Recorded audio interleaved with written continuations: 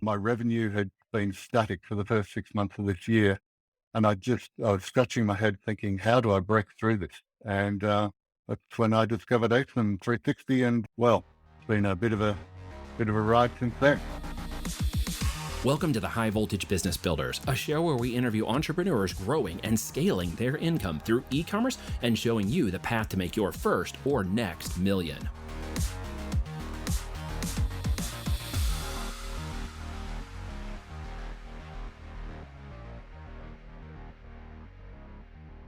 All right, folks, welcome back to the High Voltage Business Builders podcast. I'm honored today to spend a little time with one of my clients, David, who's going to talk to us today about his experience. And as always, because this is a bit of a case study, a bit of a student conversation we're going to have here today, I want to ask David, as I always do to everyone, were you coerced, manipulated, paid, or incentivized, or otherwise showed up of your own free will to have this conversation with me today? Absolutely not incentivized and happy to be here. Very good. Thank you for that. I appreciate that. I want to keep full transparency with you. Anything you share, obviously, will be up to you, what you would love to speak today about. I think it's important for folks to hear the story. So why don't you tell us a little bit of your story, how maybe, who you are and how you got to even be in the idea of starting on Amazon selling, and then we can take it from there. How about that? Absolutely. So I started with Amazon back in 2018. I did a program here in Australia, and like a lot of students of Amazon, I messed around for the first year or year and a half trying to work out what was the right product for me, what niche should I go into. Tried out a few products which didn't really work, and then actually stumbled across a product in the home textile niche. Stumbled across it actually using helium-10, showed some potential. So I launched that product with 6 SKUs, 3 color and size variations, and it seemed to do okay. My manufacturer was telling me that you're selling it too cheap, you won't turn a profit. And he was right. Okay. But the brand grew and it seemed to get some traction. And I built that brand. At this point in time, I think I've got about 105 SKUs now. So we've got multiple products, multiple variations. Can be a bit of a handful at times, but we have been able to elevate our price over time from that starting point of averaging around $100 per unit to we now average around $160 to $170 per unit. Excellent. Excellent. So anybody who says you can't raise your prices on Amazon or you're locked into a specific area, do you believe that anymore? Absolutely not. I had to raise my prices during COVID for what are obvious reasons to us, but maybe not everybody. Shipping went from, $4,000 or $5,000 a container from China to West Coast to $25,000 per container. My cost of product went up 20%. Yeah. Exchange rate, cost of product, all that kind of thing. And lead times. This is a killer. My lead times doubled from 2 months to 4 months. Yeah. Because our fiber is made in Europe and then we do the manufacturing in China. And then it comes to the US. So all in with shipping, dock to dock, you're looking at 5, sometimes close to 6 months lead time. So, try projecting your growth in your inventory out that far. Difficult. It's difficult. Yeah, absolutely. Especially if you don't know the numbers correctly, or you even understand how you're supposed to market or retail this product to your customer, which is some of the challenges you faced. Yeah, for absolutely. Sure. Yeah. So we got so lead how time. Oh, go ahead. Sorry, go ahead. Oh, no, for how I came across ASIN 360, I was out walking one day, had my AirPods in, and I was listening to a podcast from Derek Gill, actually, and this guy called Neil was the guest. And he spoke differently about Amazon. You hear a lot of people saying, jump off Amazon or diversify from Amazon as quickly as you can, don't put all your eggs in one basket. And this guy was saying something completely different. He was saying, don't diversify until you're doing 7 figures and stick with Amazon, understand how the system works and how to make that algorithm benefit you. And then when you're making the money and you've got the headroom, then grow into other channels. And I'd hit a wall. My revenue had been static for the first 6 months of this year. And I was scratching my head thinking, how do I break through this? And that's when I discovered ASIN 360. And well, it's been a bit of a ride since then. So when you say a bit of a ride, and just so people are clarifying, ASIN 360 is the actual training but there are other components to what we do. I just want to clarify the differences between Voltage and ASIN 360 because the branding, and people might go, hey, what is that? Because I've never heard of that before. But when you learn to execute that differently over the last 6 months, what has been revealed to you? like go through the details with me for a minute on this, because some may think it's Mhm. technology, some may think it's mindset, some may think it was just business, some may think it was algorithmic or something we did magically in the wizardry of Amazon. Like, what was it for you? Because this may be a little different for others who are listening.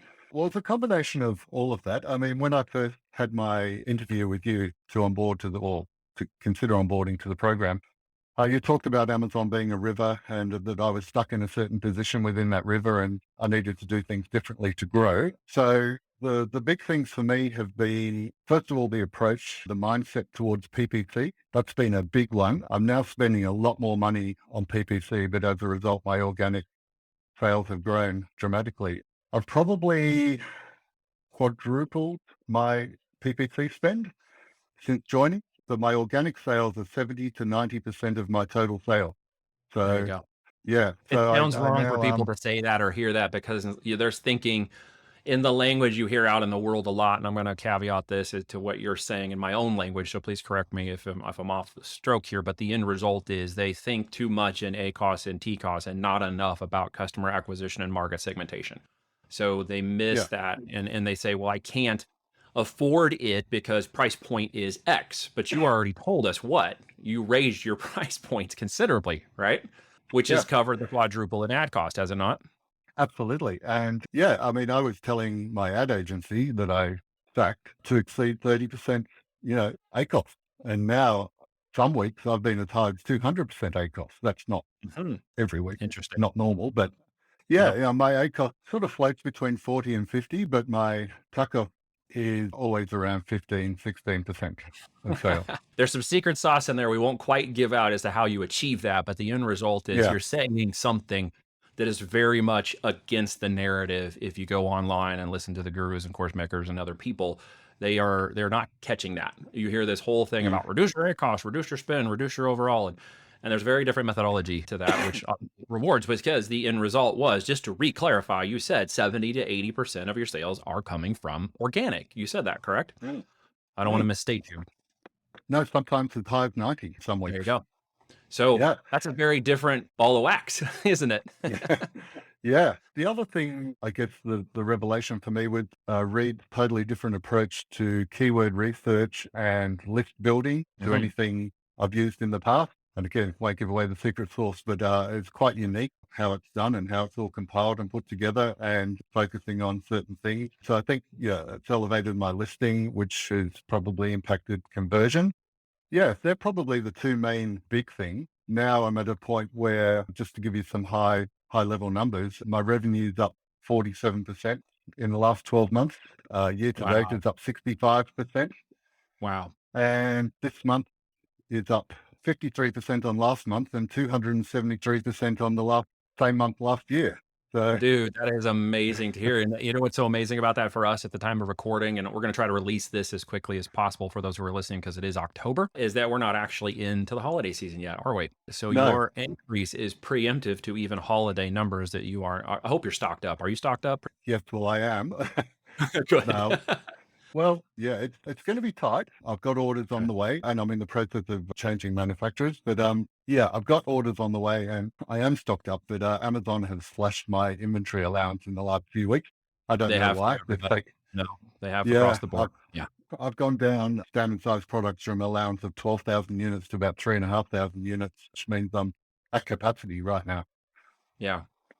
Well, that's where we get into the 3PLs and other mechanisms, and Amazon has its warehouse distribution service now and things to kind of help mitigate some of that. You're not facing anything any of the other sellers, or we're not facing it, just due to Yeah. inventory of holiday season and expected growth. I know there's a lot of concerns in the market at this time about buying and what's happening and where our economy is and stuff. But one thing is for sure, physical products are still selling, aren't they? Oh, absolutely. My sales have gone nuts this month. I was a bit low last month because I did stock out of a few things, but yeah, sales are going nuts this month. That's for sure. So one of the things everybody wants to go after, and if you're a business person, this is going to make sense. And I know you know this now because you clearly know your numbers, not in a revenue sense, but in a profit sense. Where are you holding roughly about at triple net with your business right now? Funny you should mention that. When I was flatlining earlier this year, I'd look at my P&L every month in zero and I would go, oh my God, I'm making this revenue and why is it showing zero or negative profit month on month on month? And I'm scratching my head. Anyway, now we're sitting at about I would say 15 to 20% net profit and about 20 to 25% FDE. There you go. That's the most powerful number I want to hear today. You could say revenues, Mm. but who cares at the end of the day, right? It's what you're Yeah, actually taking home exactly. now and what you weren't taking home now. That is the biggest opportunity that I'm hearing from you today, David, which is good on you, man. Kudos. I know you put in the work and everybody doesn't understand that this is a business model. This is not a side hustle. You're actually putting in the work. And I want people to understand that there isn't some Mm. magical, passive automation thing that's happening here, just so we're very clear. You followed the plan, you put in the work, you did what you were supposed to do. And I'm really honored to see and excited to see the outcome of that because you put in the Yeah. work. So kudos for you. Yeah, well, when we first chatted, you said, "Oh, we'll get you to seven figures within 12 months," and I was like, "Yeah, sure."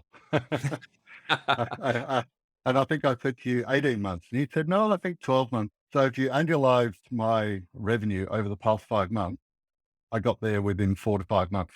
I'm sorry, say that again. So I got Did you, to seven figures within 4 to 5 months from doing low six figures. and you moved your profit from 0 to 15 to 20% upwards of 25% for your DD. Wow. It was That's probably incredible, negative, dude. to be honest. Yeah. Yeah. Amazing. Amazing. Yeah, next thing Well, I'll have a tax bill next, won't I? well, yeah, but yeah, there's pros and cons, right? Taxes Yeah. and death are just one of those objectives. So what are you focused on next? Obviously, holiday season is coming. We talked a little bit about that at the time Yep. we're here. But obviously 2023 is around the corner. Another 12-month cycle is on its way in. What are you doing next? Obviously scaling, but to what degree? What's your strategy? What are you currently employing? Well, I have a very loyal following within my niche. We get a lot of brand searches, and we have about 15% repeat business on Shopify, and I don't know that I can measure it on Amazon. I haven't tried, but Yeah. maybe it's the same. I've got an excellent coach in the system. He's amazing, and we are launching a couple of new products, which hopefully will be big, but within the same niche because we know the niche works. We know there's demand for it. Yep. And funnily enough, how do I say this without giving away the product? Currently, a statistic that was given to me is 53% of people in the US have their pet sleeping on the bed. And our product is anti-pet hair. It doesn't stick to our product. And I found this out by customers actually writing to me saying, "Did you know your product does this and that, and you're half the price of that other product?" And it's like, wow, this is a whole new part of the niche we can be promoting to. Yeah. Follow the So customer. yeah, so we're doing a website rebuild, focusing on that part of the niche, launching new products. We're also early this year, we did a big photo shoot and I had some really professional product photography done and lifestyle photography done. We'd set up 4 rooms in our house as studios. We had models, we had makeup artists, we had stylists, and we did this big photo shoot and we've elevated image game dramatically. And now I have retailers approaching me There you to go. stock my products. Yeah. Now, since COVID, all retailers want to be Amazon, so they've all got a .com platform. So yeah, it's not like we're putting inventory into their stores, although that might happen over time. They all want us to be on their .com presence. Dude, that is fantastic. Opening alternative channels, and they're coming to you because Mm. you stayed focused, and that was really the whole point of our initial conversation was focus, because it was one of the things I know that maybe you felt others feel that way. Those who maybe want to get big, started or trying to figure out how would I focus on this with the time and energy required, or they may be trying to run a business and got like you for 6 or 7 months, and suddenly they're flatlining and can't figure out how to get to the next step. What would you tell those folks, David, as we kind of wrap this up here? What would you say to them? I think it's largely mindset, but get a good coach, understand your niche, understand your customer avatar. And if you're stuck and you can't move forward, which I was earlier this year, you have to invest in some good coaching without a doubt. Okay. Thank you so much for your time for coming on and sharing that with us today. That's been impactful. I'm honored that you came on, and all the work you've done has obviously resulted in some amazing things for you on the right path. And that's all we asked for when you got involved. And wow, what else can I say? I think that's amazing, David. Thank you for sharing that with us. No, thank you. I'm really enjoying the journey and looking forward to what next year holds, which is going to be exciting, I'm sure. Absolutely. There's a lot more to show you. So we'll get after Yeah. that. Well, that's the thing. There's so much information to absorb. Sometimes my head's like, poof. Well, I got You some can only interesting do things so. for you, so we're going to talk about those next because I'm going to close this down. People, sorry you can't listen in to what I'm about to tell David, but if you do want to listen in later on, you know where to go. Check it out. David, again, thank you so much for coming on and sharing some information with us today. Thanks for having me, Neil. It's been a pleasure. If you like this episode, please share it with people you think will enjoy it as well. Thank you for listening, and be sure to tune in next week for a brand new episode of High Voltage Business Builders.